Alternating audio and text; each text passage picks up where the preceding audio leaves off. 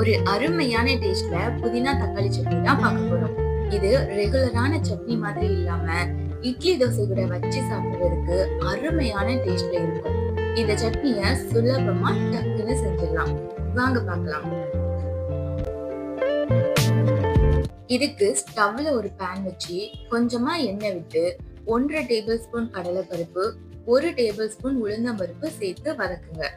நம்ம சேர்த்த பருப்போட கலர் லைட்டா மாறினதும் இதோட 4 பல் பூண்டு, ஒரு பெரிய பல்லாரிய நீளமா கட் பண்ணி சேர்த்துக்கோங்க.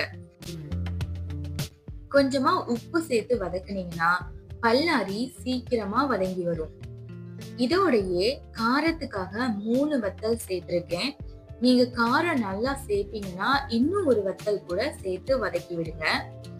இப்போ பல்லாரி இந்த அளவுக்கு வதங்கினதும் இதோட 2 பழுத்த தக்காளிய நீளமா கட் பண்ணி சேர்த்துக்கலாம். தக்காளி நல்லா வதங்கினதும் இதோட 1 கை அளவுக்கு புதினாவை கிளீன் பண்ணி சேர்த்து வதக்கி விடுங்க. புதினா இந்த அளவுக்கு வதங்கி வந்தா போதும். இப்போ இதோட 3 டேபிள் ஸ்பூன் அளவுக்கு துருவன தேங்காய் சேர்த்து ரொம்ப வதக்க வேண்டாம். ஒரு டைம் வதக்கி விட்டுட்டு ஸ்டவ் ஆஃப் பண்ணிருங்க. இது சூடு ஆறுனதும் மிக்ஸி ஜாருக்கு மாத்தி தேவையான அளவுக்கு உப்பு சேர்த்து பேஸ்டா அரைச்சு எடுத்துக்கோங்க.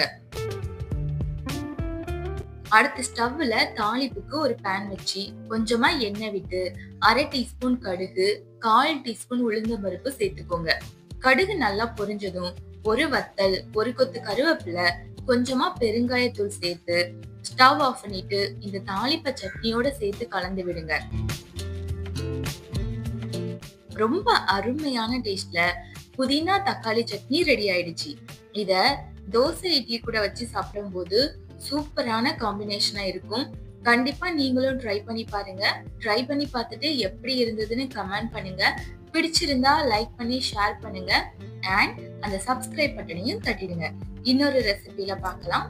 நன்றி.